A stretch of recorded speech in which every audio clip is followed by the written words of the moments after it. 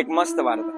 એક વખતે ગુરુએ બધા શિષ્યોને બોલાવ્યા અને કહ્યું કે આજે તમારે એક પરીક્ષા આપવાની છે, જેમાં આ સુરંગમાંથી તમારે નીકળવાનું છે અને પેલી સાઈડ પહોંચવાનું છે. હું ત્યાં તમારી રાહ જોઈશ. બધા અંદર ગયા. ખૂબ અંધારું, એકાબીજાના મોઢા પણ ન જોઈ શકાય એટલું અંધારું હતું. બધા ગયા, બહાર નીકળી ગયા, પણ એમાંનો એક શિષ્ય બહાર ન નીકળી શક્યો. વચ્ચે બધાને પથરા પણ ખૂબ વાગ્યા, બહુ અતિશય એમને દુઃખ પહોંચ્યું. તો પણ છેલ્લે બધા બહાર નીકળ્યા. અંતે ગુરુ પૂછે છે કે તમારામાંથી એક શિષ્ય ક્યાં હજી બહાર નથી આવ્યા?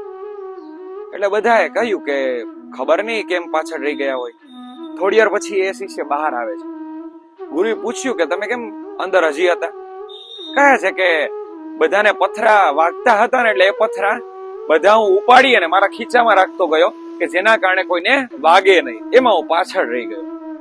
ત્યારે ગુરુએ પૂછ્યું કે પથરા બધા ક્યાં, કાઢજી બહાર. ત્યારે બધાને કાઢ્યા.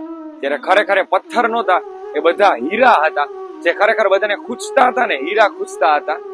અને અંતે ગુરુએ બધાને શીખ આપી કે મેં ખરેખર તમારા માટે હીરા જ ત્યાં રાખ્યા હતા, પણ તમે ઓળખી ન શક્યા. તમે સારું કામ કર્યું હોત તો તમે પણ હીરા પ્રાપ્ત કર્યા હોત. પછી અંતે એ આખી હીરાની પોટલી એ શિષ્યને આપી દે છે અને શિષ્ય પોતાની પાસે રાખે છે.